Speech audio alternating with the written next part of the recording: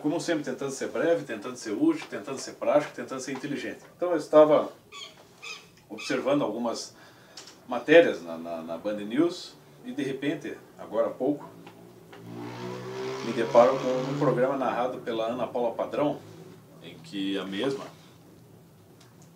apresentava uma série de matérias a respeito de algumas atualidades no mundo, e entre elas uma reportagem específica sobre os conflitos na faixa de Gaza, entre israelenses e palestinos. Então era mostrado ali todo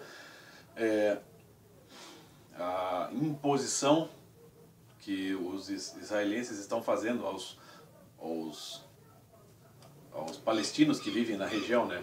E uma imposição que é fruto de da política mais atual de Donald Trump a respeito de Israel, né? No seu apoio a Israel. Então o que acontecia ali? Então a reportagem mostrando algumas cenas da cidade. Tem uma comunidade enorme ali, segundo eles, uma das mais povoadas do mundo, né, que sofre da escassez de gêneros de primeira necessidade, energia elétrica, água potável, né? Mas a câmera, né, os repórteres, andando por algumas ruelas da cidade, né, apresentavam o que parece ser uma vida simples e até meio paradisíaca, né? Tudo numa completa paz, apesar da precariedade da situação. E a narração da Ana Paula Padrão continuando ali, mostrando que o quão maldosos são, né, os integrantes do exército de Israel e o quão inocentes são os palestinos. Então você via uma série de protestos ali, palestinos queimando pneus, tacando pedras e paus. Você via até algumas mulheres de burca correndo com pneus ali. Você vê assim que, a princípio, não parecia um grupo que estava realmente integrado fazendo aquilo, mas um grupo que estava sendo coordenado a fazer aquilo de alguma maneira. Seja por uma pressão, ou seja por uma espécie de motivação artificial. Ainda filmaram algumas pessoas, alguns palestinos, sobretudo umas enfermeiras que trabalham como médicas ali, né? Assim como voluntárias, né? E uma delas, cujo nome não me recordo, estou sabendo do assunto agora, que havia sido entrevistada pela equipe da Band e que foi assassinada há algumas semanas, alguns dias atrás, né, por soldados israelenses. Então, ou seja, assim, no todo, é uma matéria que estava tentando promover o seguinte: uma imagem ruim de Israel e uma imagem boa dos palestinos. Ou seja, os israelenses são os vilões e os palestinos são as vítimas, né? Ou, melhor, superestimando um lado e subestimando o outro. Então, assim, a questão é a seguinte: eu não conheço nada do assunto, né? O que eu estou aprendendo sobre o povo israelita, sobre os judeus, ainda se limita às minhas leituras do Antigo Testamento, na Bíblia. Mas, mesmo sem saber exatamente sobre esse assunto, que é tão espinhoso, eu já li algumas matérias a respeito sobre do conflito da faixa de Gaza e de várias fontes, mas é muito pouco, né? Para isso, há necessidade de se estar debruçado vários anos, né? Esses conflitos são intensos e isso dura, acho que, séculos. Inclusive, né, acho que a Ana Paula Padrão só esqueceu de citar que o Yasser Arafat, ele pediu para ser enterrado na faixa de Gaza, né, que é justamente para intensificar os conflitos, né? Como se isso fosse uma atitude muito em prol dos palestinos, né? Mas, enfim, o que a reportagem estava tentando mostrar ali é, para qualquer pessoa que não tenha nenhuma informação sobre o que é ser um israelense, um palestino, e sobre o que é a faixa de Gaza exatamente, para qualquer pessoa que seja totalmente leiga no assunto e que assista a matéria, né, e que não tenha muito hábito de pensar, de meditar sobre o assunto, a tendência é que a pessoa acabe concordando que Israel é um vilão e que os palestinos são as vítimas. E isso pode configurar uma certa, vamos dizer assim, uma certa predisposição para a invasão islâmica, no meu entender. É mais ou menos assim, vou tentar exemplificar aqui. Você tem dois times de futebol. Um time que vamos dizer assim, um time de alta qualidade. Os jogadores estão entre os melhores do mundo, né, e em geral ganha todas as partidas, e vai jogar com um time bem mais fraco que ele. Mas, por uma momentânea falta de estratégia, ou por um momentâneo desentendimento, ou falta de comunicação entre os integrantes do time de melhor qualidade, ele acaba perdendo para o time mais fraco, né? E ao longo do jogo, o comentarista, né, em geral hoje você tem comentaristas, 5, 6, 7 comentaristas para descrever, né, a situação do jogo, e os comentaristas decidam, vamos dizer assim, apenas focar no time mais fraco que ganhando o time mais forte, por um golpe de sorte. E ele começa a falar da estratégia desse time, né, sem se referir muito ao outro time. Vamos dizer assim, referindo-se ao time de baixa categoria, de baixa qualidade, né, pelo fato de ele ter ganhado do melhor time. Então, fazendo referência só ao time mais fraco. E deixando de lado, ou fazendo comentários mais, vamos dizer assim, mais superficiais, e mais um certo distanciamento crítico do time de melhor qualidade. Então, pense numa pessoa que pouco entende de futebol assistindo isso. Uma pessoa que pela primeira vez vai assistir uma partida entre esses dois times, que desconheça que existe um time melhor que o outro. E que ao assistir essa partida ela acaba ficando com a convicção de que aquele time que perdeu, na verdade, é um time fraco.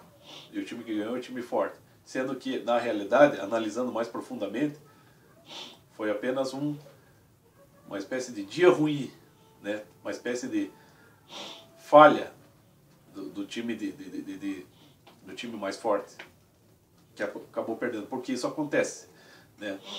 Por exemplo, durante a Copa do Mundo aí, eu sou um cara que até pouco tempo atrás estava subestimando o Neymar. Fazia 20 anos que eu não assistia uma Copa. De fato, a última Copa que eu assisti na minha vida foi a de 1994. E eu assisti alguns jogos do Brasil nesta Copa e, de fato, todo mundo percebeu que o Neymar estava fazendo firula, drama e teatrinho para tentar ganhar tempo, para tentar fingir faltas, pênaltis, enfim. Mas chegou num momento em que ele, percebendo que o Brasil podia perder, e ia perder mesmo, ele começou a ter um espírito de liderança no time ali e fez umas jogadas, apesar do Brasil ter perdido, ele provou que ele é um excelente jogador e que ele tem um espírito de liderança, porque chegou num determinado momento, o pessoal estava pedindo falta, ele disse, não peçam falta, vamos adiante, nós temos que atingir a meta. Então ele começou a demonstrar ali no fim, realmente, que ele é bom. Não acho que ele vale tudo o que ele ganha, mas ele é um cara bom, ele é um cara que nasceu pro futebol mesmo, no meu entender. Apesar do Brasil ter perdido, analisando um pouco mais profundo, prestando mais atenção, tendo um pouco mais de interesse, a gente percebe que o cara é bom. Mesmo tendo perdido, ele continua com essas qualidades. E fazendo uma comparação disso com a reportagem sobre o conflito na faixa de Gaza entre palestinos e israelenses, me pareceu que a narrativa da Ana Paula Padrão seguiu na mesma linha, né? Vitimizando um lado e colocando-os como, elevando a moral de um lado e rebaixando a moral do outro, né? Quando a gente sabe que não é bem assim as coisas, né? Mesmo para uma pessoa que, como eu, conhece muito pouco, basicamente zero do assunto, sabe que ao assistir aquela reportagem e usando um pouquinho dos meus neurônios, eu percebo que há uma coisa errada. Porque não vou usar de senso comum nenhum, vou tentar não usar nenhum senso comum aqui sobre a invasão islâmica na Europa.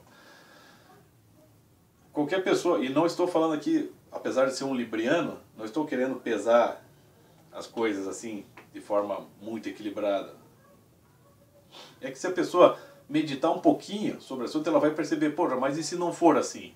E se a matéria estiver transmitindo apenas uma parte da situação? E se a narradora, a pessoa que está fazendo a reportagem, ela tiver uma simpatia por um lado e uma antipatia pelo outro?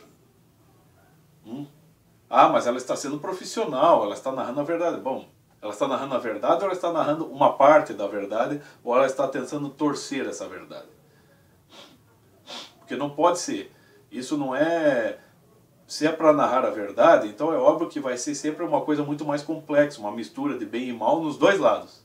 Mas agora quando você coloca uma reportagem em que um lado é totalmente mal e o outro lado é totalmente bom, isso aí vira uma ficção. Tipo Harry Potter, né?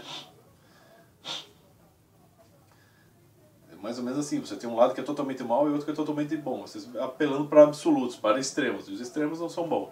Então ela está muito mais por uma ficção montada a partir de alguns flagrantes da situação do que necessariamente a descrição de uma realidade concreta. Se a pessoa usar um pouco, a pessoa pode não entender de nenhum dos dois lados, não tem informação sobre nenhum dos dois lados, nem sobre a faixa de gás, mas ela percebe que ali há uma tentativa de se descrever uma situação um tanto desequilibrada na relação entre as partes. E qualquer pessoa que assista isso sabe, qualquer pessoa que tem um mínimo de inteligência sabe que isso nem na sua vida pessoal, com os seus pais, com a sua família, as coisas são assim. As coisas são mais complexas e há erros e acertos nos dois lados. Então, o que faltou ali? Por exemplo, vou pegar um exemplo aqui da literatura e da filosofia. Você tem lá o Saint-Exupéry, aquele que escreveu O Pequeno Príncipe. Tem um livro maravilhoso dele que se chama O Sentido para a Vida, em que ele narra muitas das participações dele como aviador, trabalhando para os Correios, em diversas situações de guerra. E num dos capítulos ele fala sobre a Guerra Civil Espanhola, 1939. Então ele está lá numa fronteira, né? Ele tinha que cruzar aquela fronteira para levar umas encomendas, uma série de cartas, né, correspondências. E o chefe ali do batalhão disse, olha, nós estamos aqui numa fronteira, estamos aqui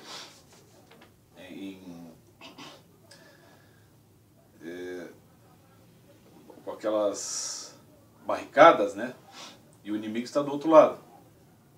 Então você procure não se movimentar, fique quieto aí, porque você vai acabar tomando tiro, né? Logo, logo, será dado o toque de cessar fogo, uma coisa assim. Então todos os soldados se recolhem e aí fica mais fácil, você vai poder observar melhor a região e observar qual será o momento mais positivo, mais seguro para cruzar, né, essa fronteira. Então o que acontecia? O Saint-Exupéry, ele pegava e soltava, gritava para o outro lado, olá, né, e esperava uma resposta. Passado alguns minutos ele escutava um olá do outro lado, ou seja, uma recíproca, uma resposta à sua saudação, né? E ele compara essa situação a um abismo. Você pega um abismo, você não enxerga o fundo, parece que não tem nada lá, parece que está tudo obscuro, ou que aquilo não tem fim, ou que não tem resposta. Então ele compara isso, você soltaria uma pedra num abismo, e assim que ela atingisse o fundo, você escutaria o eco daquilo ali. Aquele eco é uma resposta a um dado, um estímulo que você lançou no ambiente. É mais ou menos assim.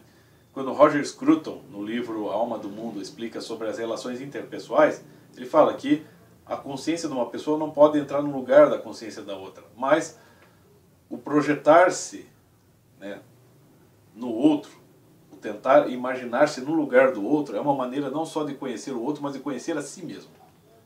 Esta é a relação interpessoal. E é isso que o Saint-Exupéry tenta explicar, pelo menos no meu entender, no meu exíguo entender, ali na fronteira de guerra, em que ele lança uma saudação e recebe uma resposta. Ou seja, há a tentativa de uma comunicação. de um conhecimento e de um reconhecer-se, de se tentar compreender tanto a sua situação quanto a do outro. Essa é a relação interpessoal, essa é a comunicação. E no meu entender é isso que a matéria não apresentou. Nenhuma comunicação entre nenhum dos dois lados, quando a gente sabe que é claro que tem. É só botar os neurônios para trabalhar um pouquinho que você percebe que é claro que há comunicação entre palestinos e israelenses. É claro que há, né, nas relações interpessoais e há em toda a complexidade das relações humanas, seja de uma nação com a outra, essa possibilidade. E é isso que a matéria não colocou. E é por isso que, se a pessoa tiver um pouquinho de juízo, um pouquinho de capacidade de reflexão, de meditação, ela percebe que esta matéria é uma ficção criada, né, para o quê?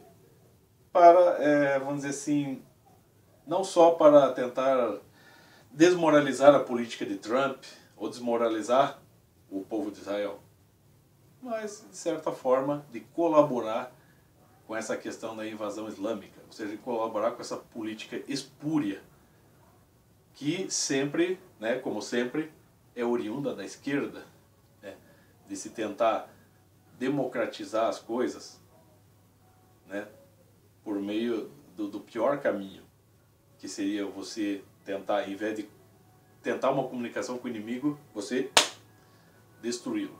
Era mais ou menos isso. Vocês me perdoem o falatório.